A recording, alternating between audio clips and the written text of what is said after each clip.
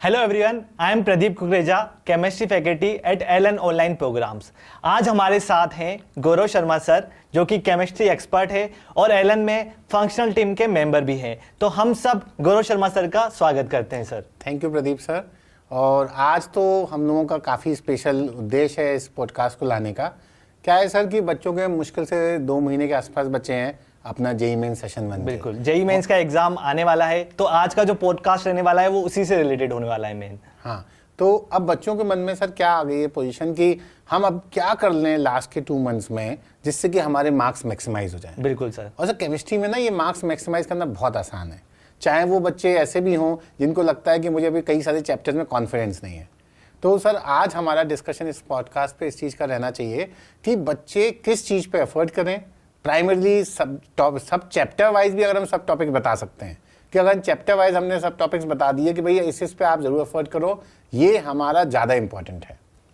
बिल्कुल सर, तो हम चैप्टर वाइज इसको डिस्कस कर लेते हैं सर। तो मेन हमारा जो फोकस होने वाला है आज वो 12th क्लास की केमिस्ट्री में होने वाला है, और उसमें भी हम फिजिकल केमिस्ट्री और आईओसी को पहले कवर कर लेते हैं सर। जी सर। ठीक है सर, तो अब हम चैप्टर वाइज डिस्कस करते हैं कि कौन से चैप्टर में कौन से टॉपिक्स हमारे इंपॉर्टेंट रहने वाले हैं। जी हाँ। और सर हम जो ये चैप्टर डिस्कस करेंगे ना, इसकी एक साइंटिफिक अप्रोच है। ऐसा कहीं नहीं होगा बच्चों के साथ कि इमोशनली वो अटैच हो जाए किसी चैप्टर से तो उसको ज़्यादा कर लें, और ऐसा नहीं हो कि जो हमारे लिए सच में चैप्टर्स में जो सब टॉपिक्स है जो ज़्यादा मार्क्स फैचिंग है, बिल्कुल, हम उस पर ध्यान ही ना दे पाएँ। तो ये साइंटिफिक अप्रोच के साथ चलेंगे, और इसके लिए हमने बड़ा अच्छा टर्म मतलब कॉइन किया है ROI, रिटर्न ऑन इन्वेस्टमेंट। हमें बढ़िया चाहिए, मतलब बच्चा किस पे एफर्ट सबसे पहले और सबसे ज़्यादा करे जिससे कि उसको मैक्सिमाइजेशन ऑफ मार्क्स में बिल्कुल आसानी हो जाए। बिल्कुल, क्योंकि कुछ टॉपिक ऐसे होते हैं जो कम एफर्ट्स में भी सर हमें बहुत अच्छे मार्क्स दे जाते हैं सर। ठीक है सर, तो पहला चैप्टर है हमारा लिक्विड सॉल्यूशंस क्लास 12 का। तो सर इसके बारे में आप क्या कहना चाहेंगे? देखिए सर, लिक्विड सॉल्यूशन बहुत आसान चैप्टर है, बच्चे इस पर इजीली मार्क्स लेके आते हैं। और सबसे अच्छी बात है ये पिछले कुछ टाइम से 5-6 साल का अगर हम देखें तो इसको अच्छा खासा बार पूछा भी गया है। और लिक्विड सॉल्यूशंस में अगर मैं सब टॉपिक्स की बात करूं बच्चों, तो फिर हमें क्वालिटेटिव प्रॉपर्टीज पे तो सबसे ज़्यादा एम्फेसिस करना ही करना है। क्वालिटेटिव प्रॉपर्टीज पे जिसमें कि हम वांट ऑफ फैक्टर नहीं भी लगाएं तो भी डायरेक्ट क्वेश्चन सर बहुत आए। हाँ सर, मतलब एक टॉपिक से भी हमारा लगभग 50% कवर हो जाएगा सर। हाँ सर, मोर देन 50% हम कह सकते हैं। बच्चों को हम ये डेटा भी शेयर करेंगे कि मोर देन 50% का हमारा कहीं ना कहीं देखा जाए तो क्वेश्चन का एम्फेसिस इस क्वालिटेटिव प्रॉपर्टीज पे रहा है।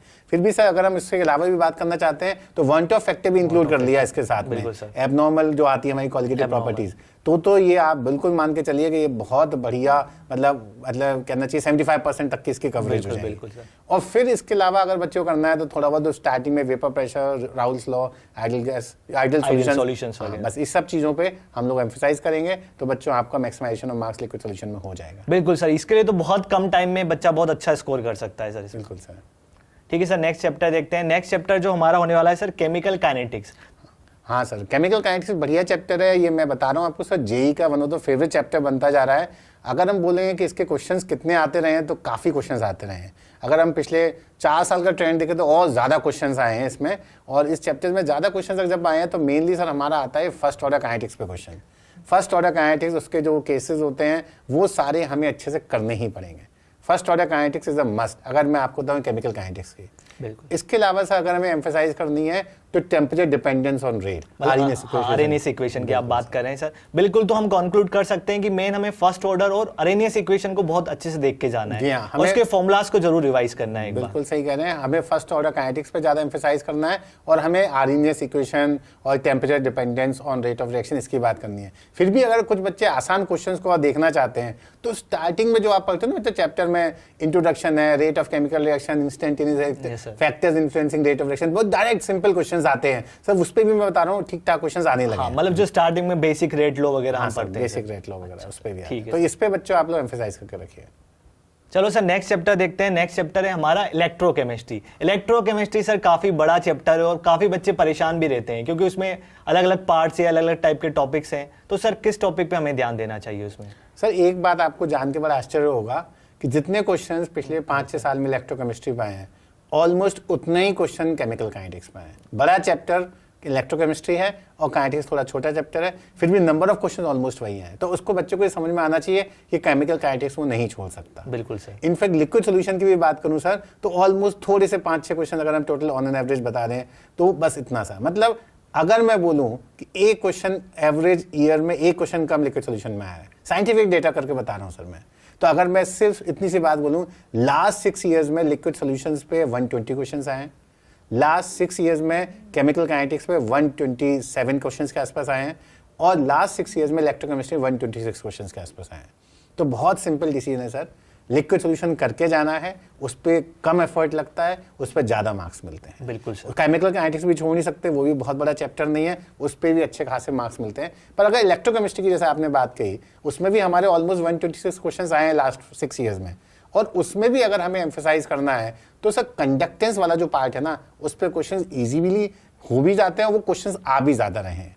कंडक्टेंस वाले पार्ट पे आजकल बहुत ज्यादा पूछा जा रहा है। कंडक्टेंस पे ज्यादा पूछा जा रहा है, और इसके अलावा एक नर्स्ट इक्वेशन का पार्ट है, डायरेक्टली वो जहाँ पे ईएमएफ कैलकुलेट कराता है with the help of Nernst equation, अगर बच्चा वो भी कर लेता है तो आसानी से हो जाएंगे। और सर इक्विवेलेंट कांसेप्ट से उसका एक फैराडेज लॉ पे भी क्वेश्चन आता रहता है, तो अगर मैं ज्यादा नहीं भी बोलूँ, उसको ज्यादा इधर भागने की जरूरत नहीं भी हो, तो एटलीस्ट वो कंडक्टेंस वाले क्वेश्चन जरूर करें, वो कंसेप्ट इंपॉर्टेंट है। इसका नर्स्ट इक्वेशन पे जरूर हम लोग बातचीत करेंगे, मतलब उस पर हम क्वेश्चंस प्रैक्टिस करेंगे।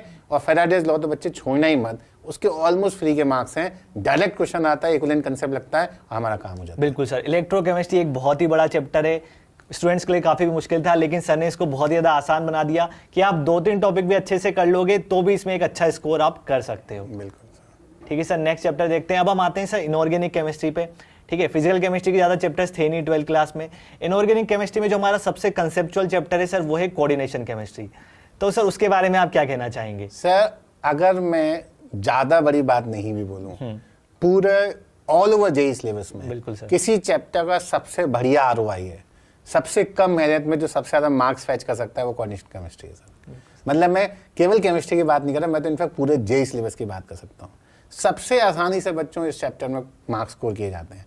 और अगर मैं बोलूं लास्ट 6 ईयर्स में ऑलमोस्ट 218 क्वेश्चंस पूछे गए हैं, तो आप देख सकते हैं कि हमारा हर पेपर में एटलीस्ट एक क्वेश्चन, कभी कभी 2 क्वेश्चन पूछे ही जाते रहे हैं कोऑर्डिनेशन केमिस्ट्री से। तो ये तो ऐसा चैप्टर है जो पक्का आपको मार्क्स देके जाएगा। और कोऑर्डिनेशन केमिस्ट्री की अगर हम बात करें बच्चों, तो सबसे ज़्यादा हमारा एम्फेसिस होना चाहिए ऑक्टाहेड्रल कॉम्प्लेक्सेस पे।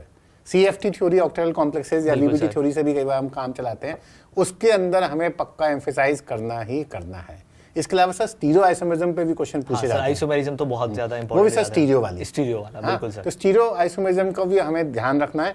कई बार बच्चे उसमें आपको एक जनरल फॉर्मूले अगर पता हो कि इस जनरल फॉर्मूले से हमारी ये स्टीरियो आइसोमेरिज्म हो रही है, आप केवल उतना भी कर लेंगे तो आपका बढ़िया काम हो जाएगा। और सर एक चीज बोलूंगा, factors affecting crystal field stabilization energy, इस पे भी एप्लीकेशन पे क्वेश्चंस आ रहे हैं। बिल्कुल सर। तो कोऑर्डिनेशन कंपाउंड्स जो चैप्टर है, कोऑर्डिनेशन केमिस्ट्री जो चैप्टर है, वेरी वेरी इंपॉर्टेंट बोलूंगा। इसको ग्रीन स्टार मार्क कर लीजिए बच्चों, इसको करना बहुत ज़रूरी है। सबसे आसानी से इसके मार्क्स आपको इजीली कन्वर्ट करने को मिलेंगे। आपको क्या करना है, ऑक्टाहेड्रल कॉम्प्लेक्स उसके अराउंड क्वेश्चंस करने हैं, चाहे क्रिस्टल फील्ड थ्योरी से हो, चाहे वैलेंस बॉन्ड थ्योरी से हो। और अगर आपको साथ में कुछ करना है तो वो स्टीरियो आइसोमेरिज्म क्वेश्चंस करने हैं। अगर आपने फैक्टर्स अफेक्टिंग सीएफएसई की भी बात कर ली तो बढ़िया काम हो जाएगा। और सर एक और छोटा सा पार्ट है, जो इंट्रोडक्शन का पार्ट है, जिसमें बिल्कुल डायरेक्ट क्वेश्चंस आते हैं, बिल्कुल जो स्टार्ट होता है चैप्टर। लाइगेंड्स की बात हो रही है, टाइप्स ऑफ कॉम्प्लेक्सेस की बात हो रही है, टाइप्स ऑफ लाइगेंड्स की बात हो रही है बच्चों, वो आपको जरूर करना है। बस सर इतना करवा लीजिए एफर्ट हम बच्चों से। मुझे पूरी उम्मीद है कि बच्चे तो बस खुश होकर बाहर आएंगे एग्जामिनेशन हॉल के बाद कि सर एक बात है सर, कोऑर्डिनेशन कंपाउंड जो सर ने बताया उसी से ही आ गया। बिल्कुल सर, बहुत बहुत धन्यवाद आपका। कोऑर्डिनेशन, इसका मतलब यही हुआ कि कोऑर्डिनेशन केमिस्ट्री एक अच्छा चैप्टर है। अगर आप इसमें अपना टाइम इन्वेस्ट करेंगे तो आपको बिल्कुल रिटर्न मिलेगा, क्योंकि क्वेश्चन इसका हर बार आता है, हर साल पूछा जाता है। और उसमें से भी जो इंपॉर्टेंट टॉपिक्स थे वो सर ने बता दिए कि एक तो आइसोमेरिज्म है आपका, एक सीएफटी हो गया, और कुछ basic introduction, type of ligands, इन पे आपका मेन फोकस होना चाहिए। ऑक्टाहेड्रल कॉम्प्लेक्स और ऑक्टाहेड्रल कॉम्प्लेक्सेस की सीएफटी। ठीक है सर, चलो नेक्स्ट चैप्टर पे आते हैं। नेक्स्ट चैप्टर जो सर हमारे इनऑर्गेनिक केमिस्ट्री का है वो है डीएनएफ ब्लॉक। तो सर इसके बारे में आप क्या बोलना चाहेंगे? सर डीएनएफ ब्लॉक ना, इसकी इंपॉर्टेंस लास्ट ईयर से बढ़ गई। सर हुआ क्या, कुछ चैप्टर्स थे हमारे जो इनऑर्गेनिक केमिस्ट्री के थे वो ड्रॉप कर दिए गए जेईई मेन सिलेबस से। अब क्या हुआ, इसी वजह से डीएनएफ की इंपॉर्टेंस और बढ़ गई। तो ब्लॉक केमिस्ट्री का अगर कोई पोर्शन आज जेईई मेन सिलेबस का पार्ट है तो वो डीएनएफ ब्लॉक है। बिल्कुल सर। तो डीएनएफ ब्लॉक की अगर मैं कहानी बताऊं आपको बच्चों, तो लास्ट ईयर इससे इसकी इंपॉर्टेंस ऑलमोस्ट डबल हो गई। मतलब अगर मैं बोलूं 2023 में इसके 23 क्वेश्चंस आए थे सारे सेशंस मिला के। बिल्कुल सर। सर 2024 में आप बिलीव करेंगे 45 क्वेश्चंस आए हैं। मतलब इसकी इंपॉर्टेंस एकदम से डबल हो गई बच्चों। तो आपको ये चैप्टर बहुत आसान तरीके से मार्क्स फैच कराएगा। ये बहुत छोटा चैप्टर है। और सर एक बात तो बोलूँ मैं आपको, आपने आज मुझसे फिजिकल केमिस्ट्री 3 चैप्टर से बातचीत की है। बिल्कुल सर। उस किसी भी एक चैप्टर में इतने क्वेश्चंस हम लास्ट ईयर वाले पेपर में नहीं देख पाए, ना लास्ट 6 इयर्स का टोटल में देख पाएंगे जितने अकेले डीएनएफ ब्लॉक्स हैं।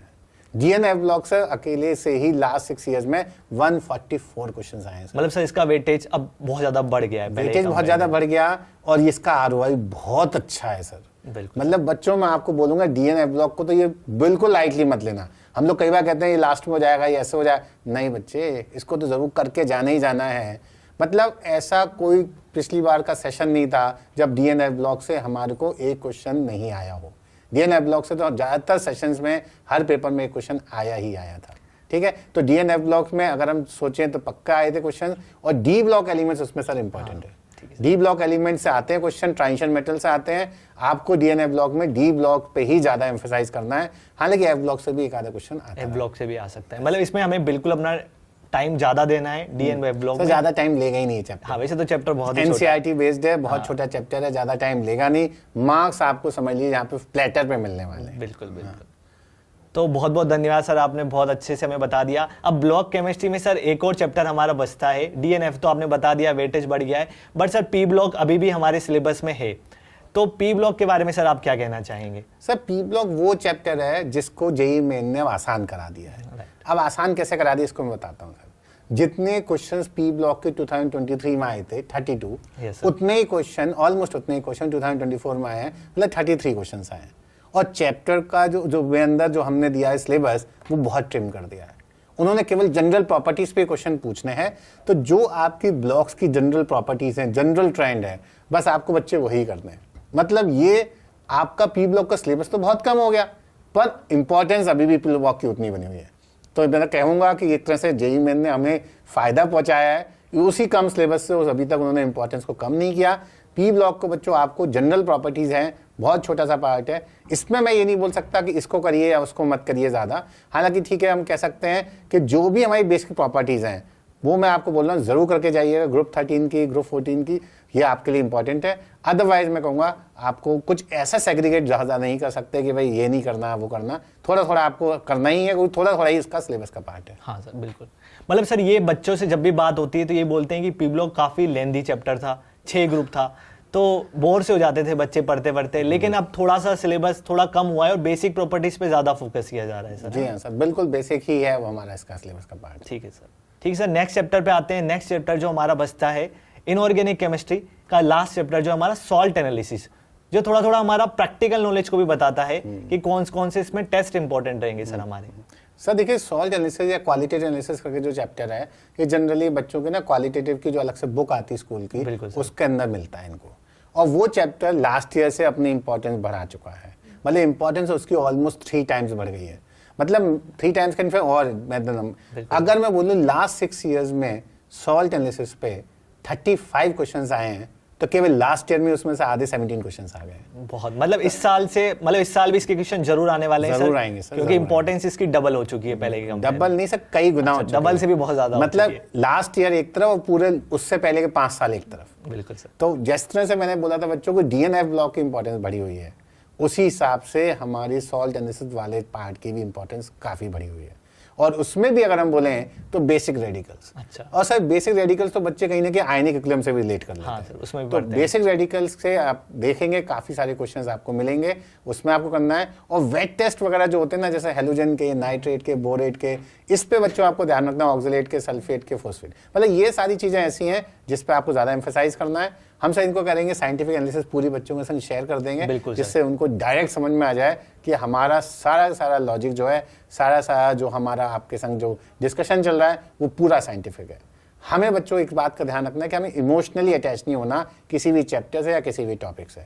हमें केवल क्या सोचना है, कम से कम एफर्ट में मैक्सिमाइजेशन ऑफ मार्क्स कैसे हो जाए। बिल्कुल सर, मतलब हम एग्जाम पर्सपेक्टिव से देख रहे हैं कि कैसे हम ज्यादा से ज्यादा स्कोर कर सकते हैं सर। बिल्कुल सर, यही अब आइडिया है। और मैं दावे के संग कह रहा हूँ सर, बच्चे हमारे हिसाब से चलते चले आएंगे तो 99 परसेंटाइल तो क्या 99.5 परसेंटाइल, उससे अच्छे मार्क्स उसको केमिस्ट्री में मिल जाएंगे सर। लेकिन सर 12th क्लास में भी काफी सारे चैप्टर्स ऐसे थे जो सिलेबस से हट गए हैं, हमने ऐसा सुना है, तो सर वो हमें पढ़ने हैं या नहीं पढ़ने, उस बारे में सर आप क्या बोलना चाहेंगे? देखिए, लास्ट ईयर तो बच्चों को काफ़ी सारी बातें इस पे डिस्कशन में आती, तो मैंने बोला था अगर कोई एग्जामिनेशन अथॉरिटी किसी चैप्टर को ड्रॉप करती है अपने सिलेबस में से, तो पर्टिकुलरली वो उस चैप्टर के क्वेश्चन नहीं देती।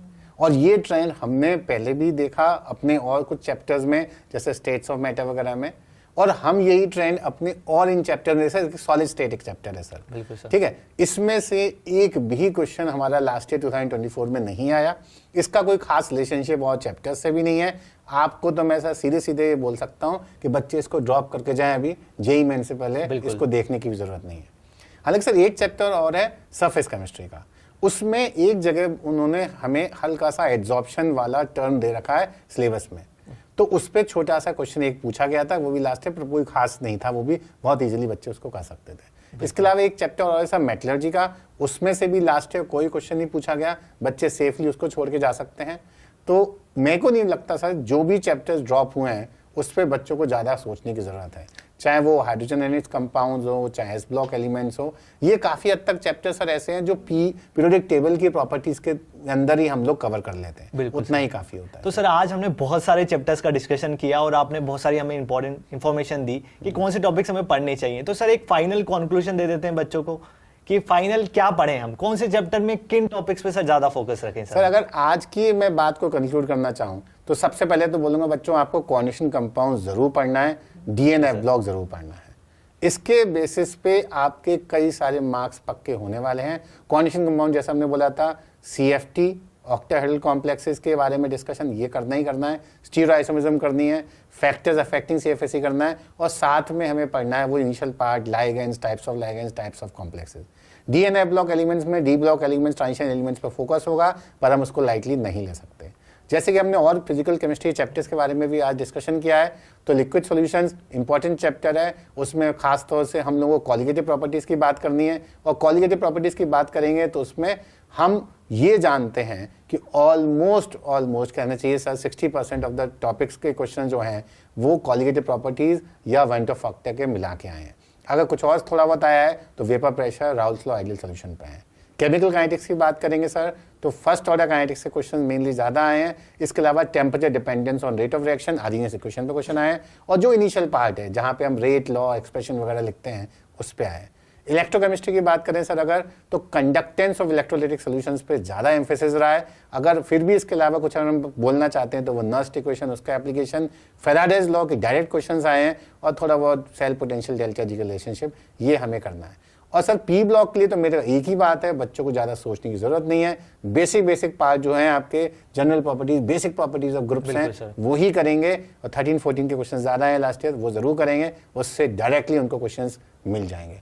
सॉल्ट एनालिसिस इस बार आपको पता ही है वेटेज बढ़ गई है, तो हमें कहीं ना कहीं टेस्ट ऑफ बेसिक रेडिकल्स करना है, बढ़िया से करना है। और वेट टेस्ट जो कि हमारा हैलाइड्स का होता है, नाइट्रेट का होता है, बोरेट का होता है, ऑक्सलेट का होता है, और सल्फेट का होता है, फॉस्फेट का, ये हमें ज़रूर करना है। मेरे ख्याल से ये कंक्लूजन से बच्चों को बहुत ज़्यादा मदद हो जाएगी सर। इसके लिए मैं आपको बहुत बहुत धन्यवाद देना चाहूँगा, और वो सारे स्टूडेंट जो जेईई मेंस के एग्जाम की प्रिपरेशन कर रहे हैं उनके लिए बहुत ज़्यादा हेल्प हो जाएगी सर अगर ये पॉडकास्ट को अच्छे से कंप्लीट करते हैं। तो सर बहुत बहुत धन्यवाद आपका। सर धन्यवाद तो आपका भी सर, हम लोगों ने इतना बढ़िया डिस्कशन किया, मुझे लगता है बच्चों के लिए सच में बिल्कुल बैंग ऑन टारगेट डिस्कशन हुआ है। ठीक है बच्चों, इसी के साथ हम लोग यहाँ पे इसको एंड करेंगे। तो बेस्ट विशेस आपके लिए आने वाली प्रिपरेशन के लिए और रिजल्ट के लिए। Okay, thank you so much, take care.